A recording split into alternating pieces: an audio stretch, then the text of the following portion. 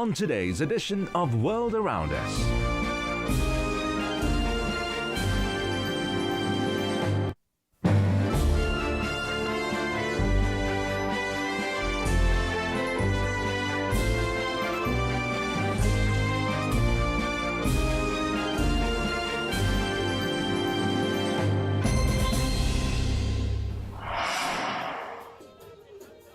People in Egypt have set the Guinness World Record for the largest mosaic made out of cups of coffee by putting together a portrait of Egyptian pharaoh Tutankhamun's mosque in front of the newly built Grand Egyptian Museum in Giza.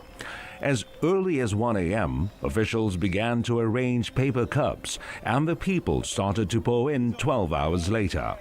They changed the shades of color of the coffee by adding different amounts of milk. The completed work, measuring 10 by 6 meters, consisted of 7,260 cups from 100 kilograms of coffee and a ton of milk. It took 24 hours of preparation. All cups used were recyclable paper cups and environmentally friendly. Coffee is a welcome drink in Egypt, and the cups of coffee in this activity signify welcoming Egyptian and foreign tourists to visit this magnificent building. The Grand Egyptian Museum is expected to open in the latter half of this year and will exhibit items unearthed in King Tut's cemetery.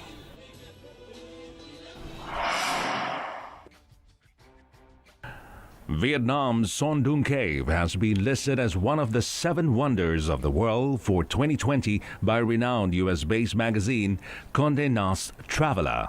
Located deep in the jungles of Phong Nha Ke in Bang National Park, the largest chamber could fit an entire New York City block inside it, including skyscrapers. Even a Boeing 747 would be able to soar through it. According to the magazine, Son Doong is the largest cave on the planet and has its own weather system. The images of Son Doong Cave were also featured in the latest music video of Alan Walker and Ava Max called Alone Part 2.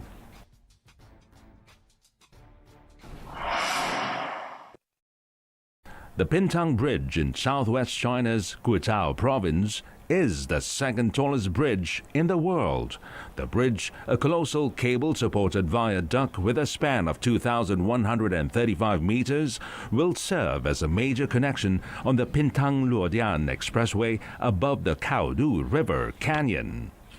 With a height of 332 meters, the diamond-shaped main tower is the world's tallest. Apart from 6-lane highway road rail, the bridge also supports a high-speed railway at the bottom, which will shorten the travel time between Pintang and Luodian from 2.5 hours to around 1 hour. Known as a Museum of Bridges, Guizhou has built over 20,000 bridges and 46 listed among the world's 100 tallest bridges.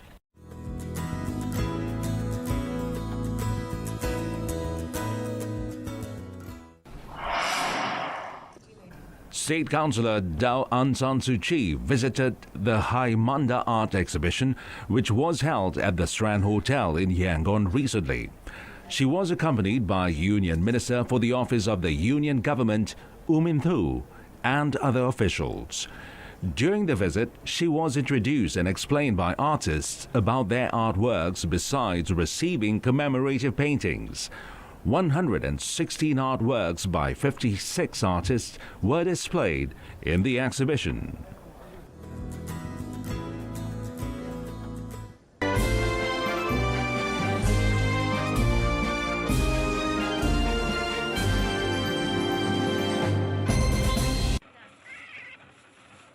The Gulf of Jorgani is hosting flocks of migratory birds once again, which have flown long distances to spend the cold season.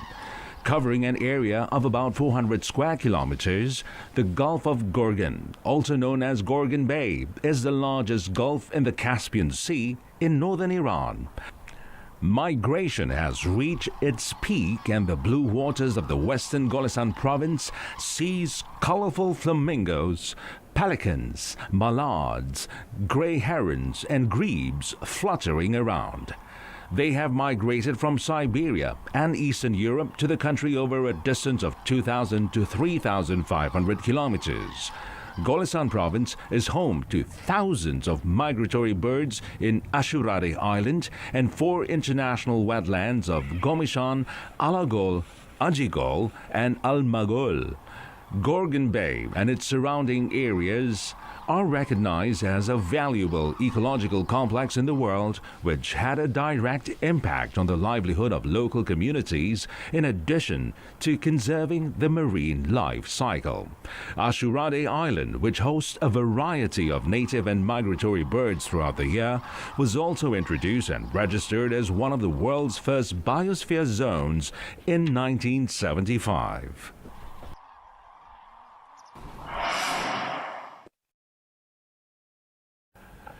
137 pieces of ancient toys are now on show at the Ratatata Bang Bang Si Gioca exhibition at the Museo della Mura, an archaeological museum in Rome, Italy.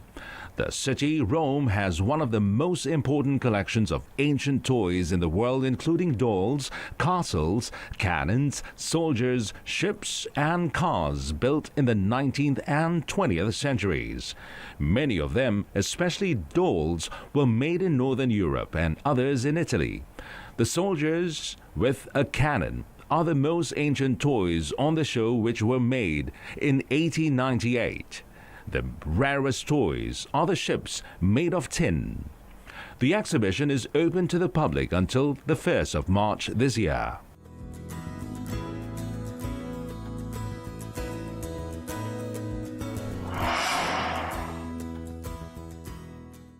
th International Istanbul Gastronomy Festival, organized by Cooks and Chefs Federation of Turkey, has been held recently at Eyüp Culture and Arts Center, Istanbul.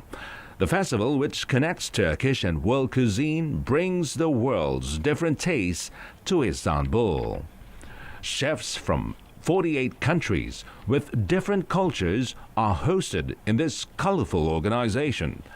It is also an international platform for chefs to compete in more than 70 categories in culinary skills to earn medals. The festival was organized to become a huge platform in presenting and improving awareness for gastronomy tourism economy in Turkey. The Union of Mongolian Artists launches the largest Mongol zurag, or traditional style work of Mongolian art. It was a painting by artist N. Sergelan together with his students S. Ganzam, S.H. Sanzul, and N. Koshbayar. The dimensions of the artwork is 21 meters long, 2.5 meters wide, encompassing a total area of 52.5 square meters. The painting method utilizes watercolor and acrylic on white canvas. Sergelan dedicated 10 years of his work on basic research and 12 years simultaneously on enlivening the painting. 12 years of meticulous work is dedicated to the artwork, of which the final 5 years was spent on painting it solely by himself. The painting, named One Day of the World, shows different continents and countries, variety of lifestyle, animals, plants and natural wonders, innate traditions and cultures of different countries and ethnic groups, as well as the marvelous constructions of the world, are summarized and displayed on one plane. Over 5,000 different items are embedded into the painting. Specialists noted that Sergelan's masterpiece confirms the unique feature of Mongolian painting, or a style of painting in Mongolian art that is acknowledged by the universe of visual arts.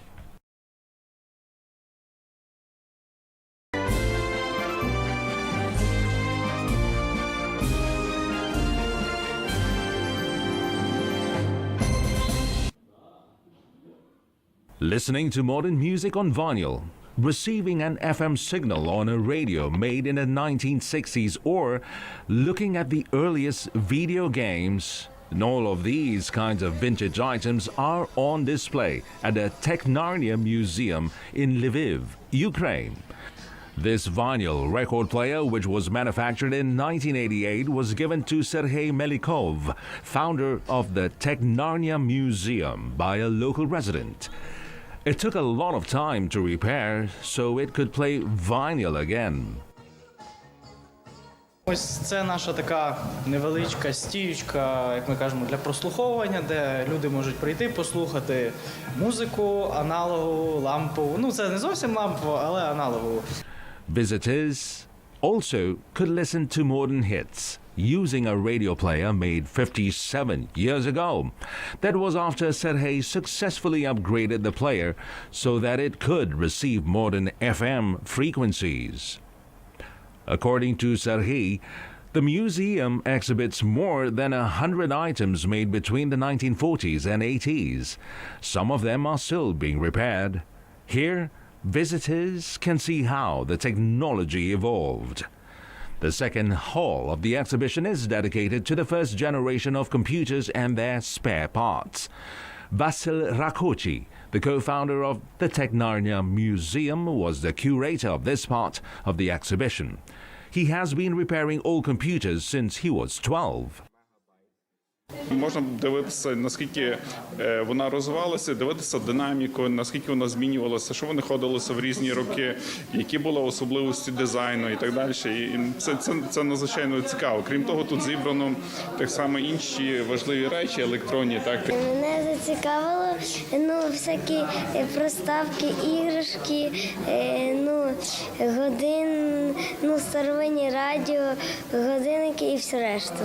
The founders of the Technarnia Museum plan to acquire more exhibits from the last century, organize lectures and film screenings in the near future.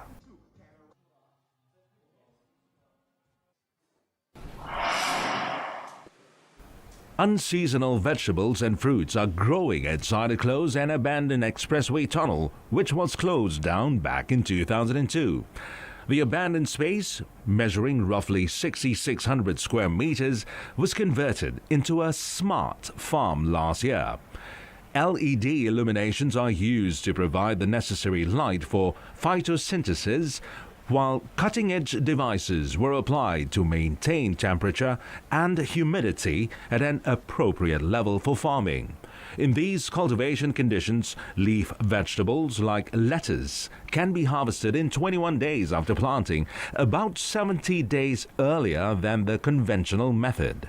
The annual production comes to 1,800 tons, which is equivalent to the amount grown on a field measuring 1.15 million square meters. Another benefit is to adjust the market changes quickly, as they can be produced any time around the year. The smart farm is relatively free from soil and water pollution since it was built in an abandoned space and doesn't use agricultural chemicals. 지역의 유효 인력을 채용을 해서 일자리 창출 및 지역 경제 활성화에 크게 기여하는 데 의미가 있다고 보여집니다. A remaining task is how to lower product prices which result from the high production costs to install state-of-the-art farming facilities.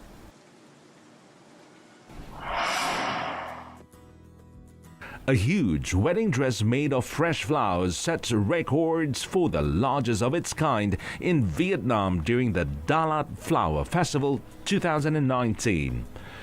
This unique wedding dress is 3 meters tall and 7 meters wide, was mainly made with purple roses and Texas bluebells among other new kinds of flowers in Dalat. 20 florists spent 3 hours to create this dress, which weighs 1 ton.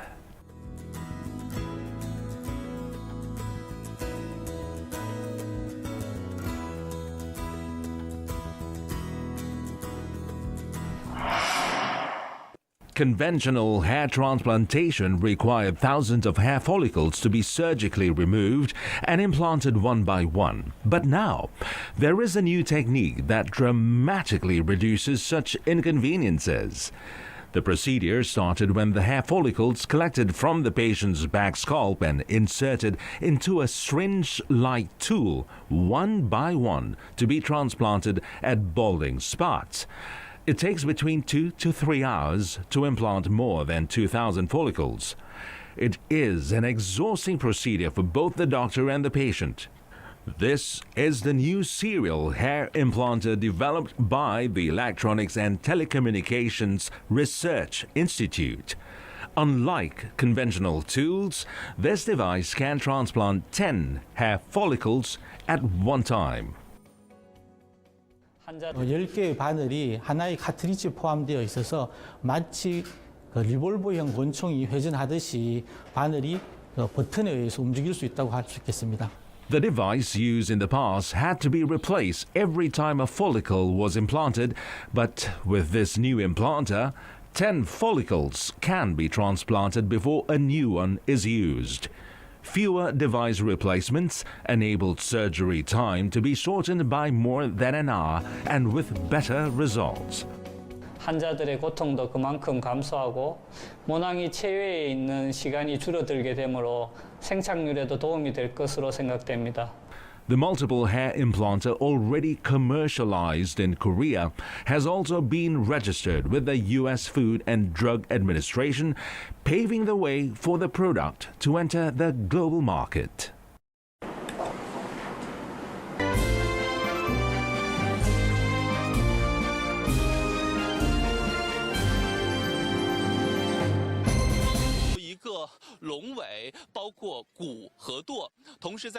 A thrilling ice dragon boat race was held in Jisao City in northeast China's Liaoning province recently.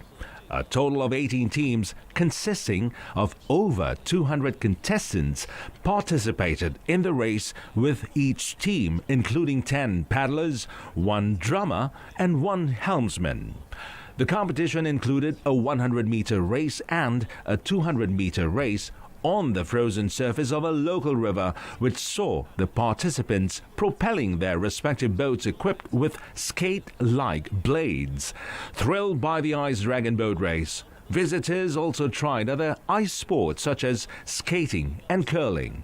Each year, Jinzhou conducts training for nearly 1,000 ice dragon boats fans as part of the efforts to boost the ice and snow-related industries. 让冷冰雪向热竞技转化。今天跟大家说了这么多关于冰上龙舟的情况，我们的直播要告一段落。 The water of the Dnipro River is ice cold and the weather isn't much warmer, but that didn't stop 27-year-old motorcycle rider and cascader Serhiy Sovyak to test out his motorcycle on water. He's been working hard on accomplishing his dream for the last 6 months, with help and support from his Spirit Racing team members. On the first try, Serhiy only managed to cover 800 meters on the icy water. And after a short rest, the determined rider made it 5 kilometers. Serhiy Sovyak's result has been placed into the Ukrainian National Records Register as the longest distance traveled on water on a sport motorcycle.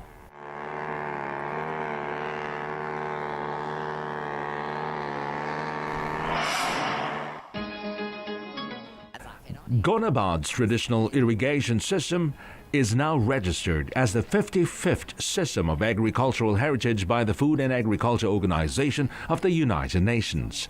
The site, located in Iran's Central Plateau, features a unique way to produce nutritious foods and spices using traditional knowledge and skills, while improving the livelihoods of the local people and preserving biodiversity.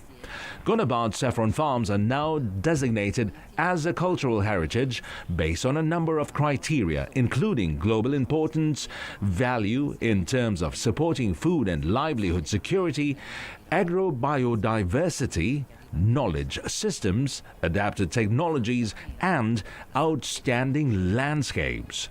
At the same time, the area is also facing severe water shortages because of the arid and semi-arid climate. This poses a major threat to food security and livelihoods of the local communities. However, the proper use of water resources supplied by the Connaught irrigation system and high production of saffron, which does not require a lot of water, have created a unique opportunity for farmers and residents of the region to improve their livelihoods. Today, Iran, as the world's biggest saffron producer and accounts for more than 90% of global production, plays a key role in creating job opportunities, reducing migration, providing sustainable livelihoods, as well as developing ecotourism in the area. The Creative Economy Agency has joined hands with government officers and the private sector to organize Chiang Mai Design Week 2019 under the theme Better City, Better Living recently. At the Chiang Mai City Art and Cultural Center, Deputy Prime Minister Somkit Jatursripitak officiated the inauguration of the event aimed to promote creative industries and develop Chiang Mai into a creative city. The event, also designed to build up networks of cooperation and connections between creative minds, besides upgrading the quality of life and to promote the works of designers, artists, and craftsmen. The event features designs, art pieces, music shows, media innovations, food innovations, and exchanges of views and knowledge about creative industries. The two-week event was held in the neighborhood of the Monument of the Three Kings, encompassed by Chiang Mai City Arts and Cultural Center, Lana Museum, and Thailand Creative and Design Center.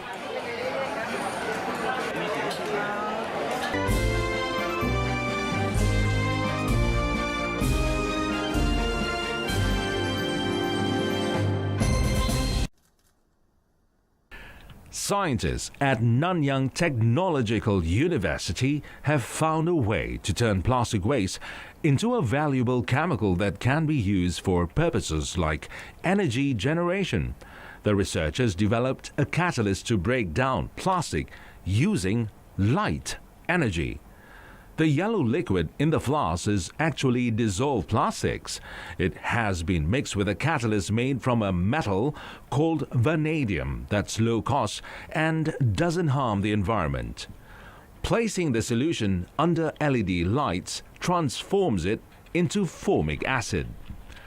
It is a chemical that is used to make products like preservatives and fuel cells for storing hydrogen.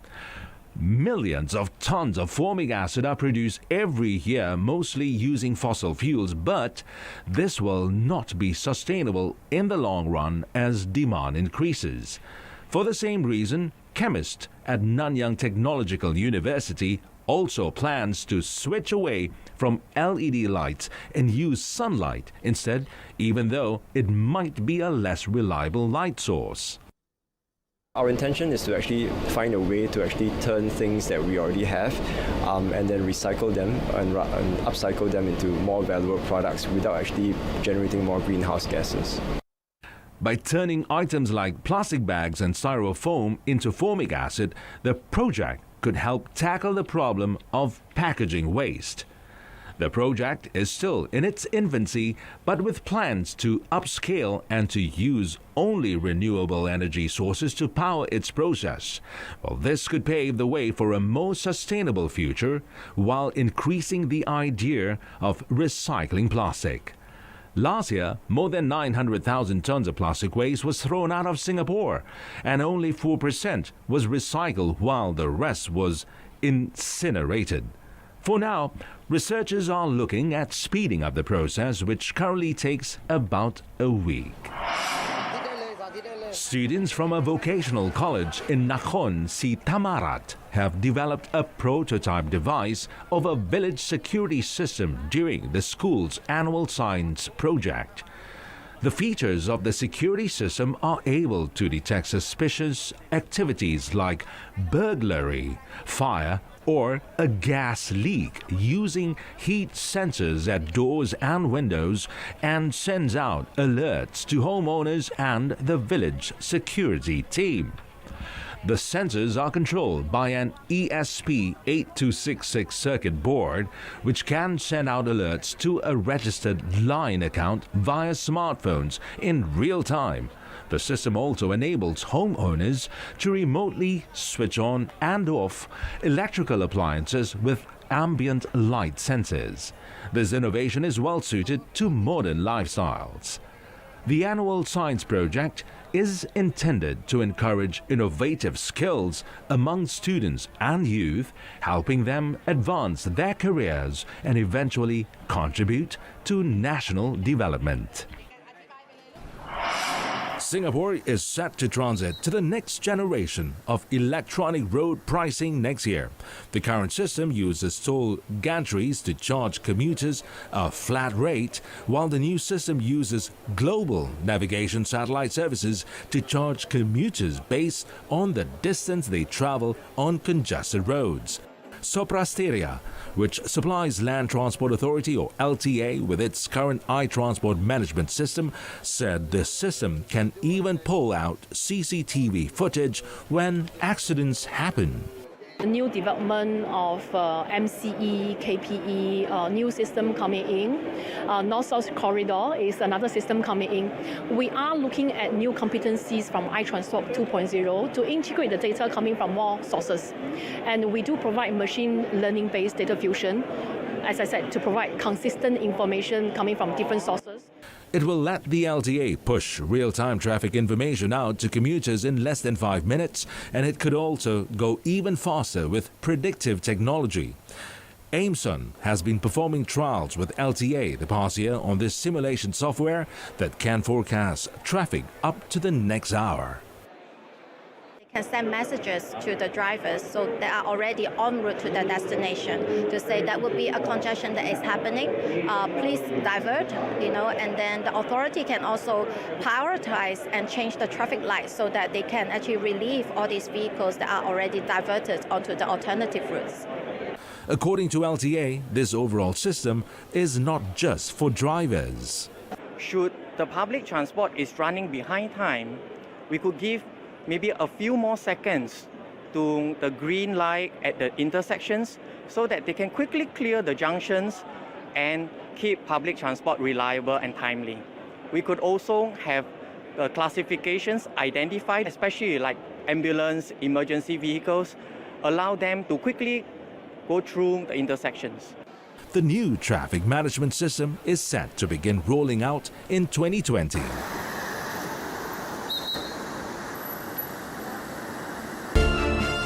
That's all for today's edition of World Around Us. See you next week.